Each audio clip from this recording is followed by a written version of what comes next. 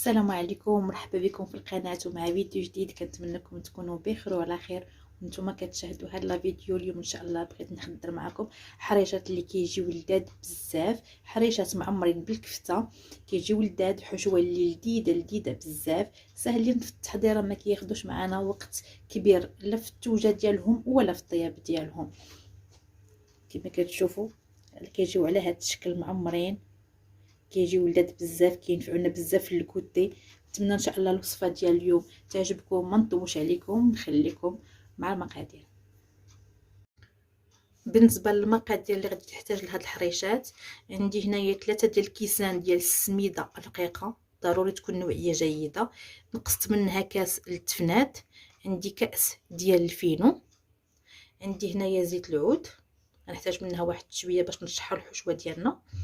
عندي هنايا ربع كاس ديال الزيت نباتيه، نصف كيس ديال خميره الحلويات، ملعقه صغيره ديال الخميره الفوريه، عندي معلقه كبيره ديال الزبده، عندي هنا بصله وفلفله اللي شلطتهم هكا رقاق، عندي هنايا فلفله حمراء حتى هي بشل دقيقه، كانت عندي في المجمد جبتها، عندي قليل ديال الفرماج الاحمر.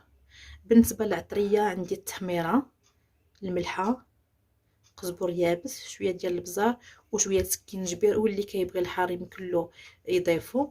عندي هنايا واحد الكميه ديال الكفته ديجا راها معطره، واللي بغى يعوض بالكفته ديال لاداند ولا بصدر نتاع الدجاج يمكن له يعوض به. وعندي هنايا كميه ديال الحليب باش غادي نخلط الحرشه ديالنا بارده، غير خرجتها من الثلاجه باش تكون في حراره المطبخ. هادو هما المقادير اللي غادي نحتاج لهاد الحريشات. اول حاجه غادي نوجدو هي الحشو، غادي نوجدوها قبل باش تبرد لينا. انا خديت مقله ودرتها فوق العافيه، غادي نضيف ليها زيت العود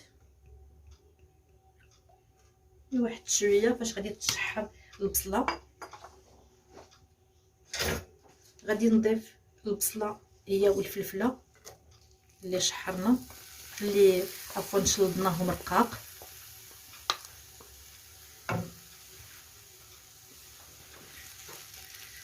غادي نغطي عليهم وغادي نخليهم حتى يتشحروا مزيان ويهبطوا لينا، عاد من بعد غادي نضيف المكونات الاخرى.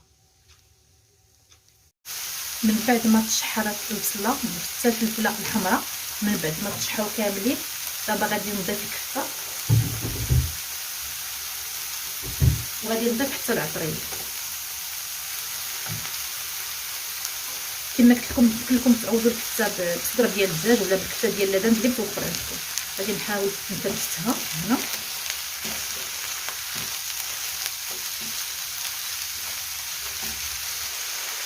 غادي نضيف العطريه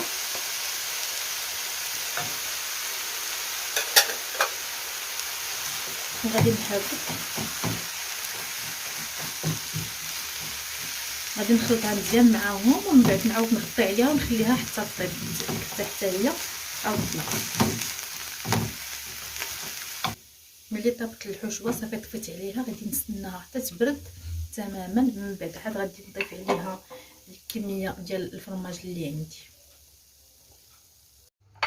صافي دابا بردات لينا الحشوه ديالنا، دابا غادي نضيف عليها الفرماج محكوك، غادي نخلطهم وغادي نحتفظ بهم جانبا وندوز باش عاد نصاوبوا دابا الحرشه. دابا غادي نوجدوا الحرشه. عندي هنا كما قلت 2 كيسان ديال السميده، غادي نضيف عليها كاس ديال الفينو، غادي نضيف الملحه،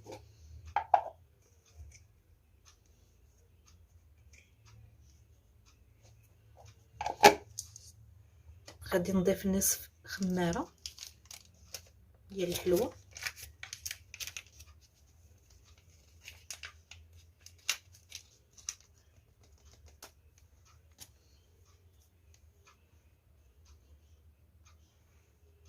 غادي نضيف عليها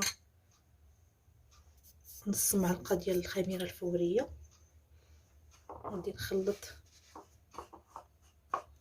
هاد النواشف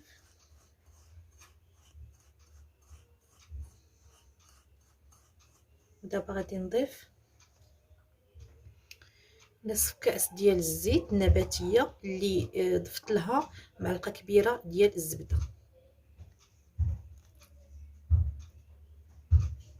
دابا غادي نحاول نبسس هاد الحرشه بهاد الزيت، خاص بان جميع يعني هاد السميده تلبس بهاد الزيت هادي باش حيت نضيفوا الحليب ما تعجنش.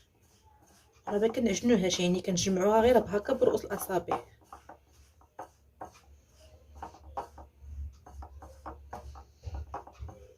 ملي بسست السميده كما كتشوفوا، دابا غادي نضيف الحليب. كما قلت الحليب راه بارد، وديما يعني غير برؤوس الاصابع ما نعجنوهاش. الحليب ما نقدرش نعطيكم يعني العبار على حسب السميده واش كتشرب ولا لا، غير هو خاصه في الاخير نحصلوا على واحد الخليط اللي يكون خفيف.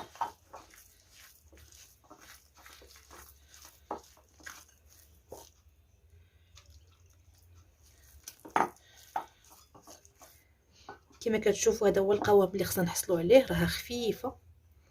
دابا غادي نخليها واحد 10 ديال الدقائق ترتاح، من بعد عاد غادي نشكلوا منها كويرات.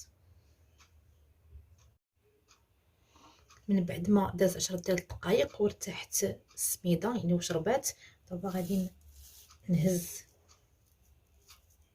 واحد الكميه. نتوما كتحكموا يعني في الحجم ديال الحرشه، واش بغيتها تكون كبيره ولا صغيره. غادي نبسطها هنا على كف اليد، وغادي نوضع واحد الكميه ديال الحشوه اللي ضروري خاصها تكون بردات مزيان. وهذاك الفرماج كيزيد يجمعها. كنوضع تقريبا معلقه ديال الحشوه وكنبقى نجمعها هكا باش تغطي ديك الحشوه كامله. وإلا بانت لكم يعني ديك الكميه ديال السميده ما كافياش، تقدروا تهزوا واحد شويه وتعاودوا تغطيو بها بهذه الطريقه حتى كتغطى كامله على هذا الشكل هكا.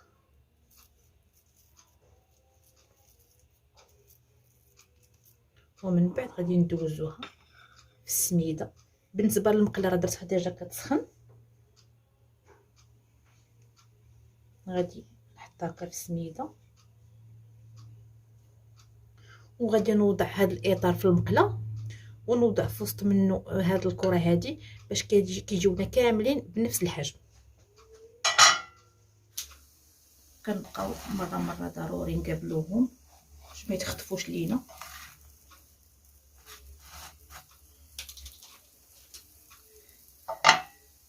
انا كنحطهم بحال هادشي. كنحط الاطار هو الاول، عاد كنحط فوق منه الحرشه وكنقرصها غير هكا. اللي ما عندوش الاطار راه ماشي ضروري، تقدروا تقرصوها غير بيديكم.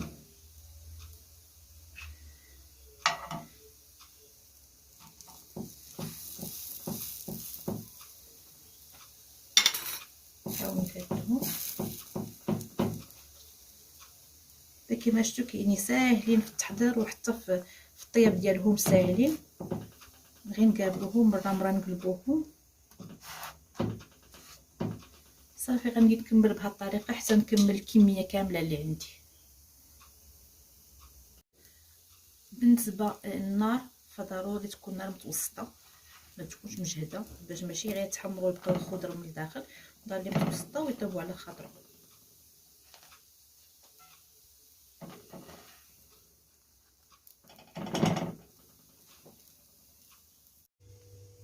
نتوما كما تشوفوا يعني طريقه ديال الطياب راه ساهله وضيه كيوجدوا. اللي طابت كنحيدوها كنحطها في شي بشبيكه بحال هكا باش ما تعرقش.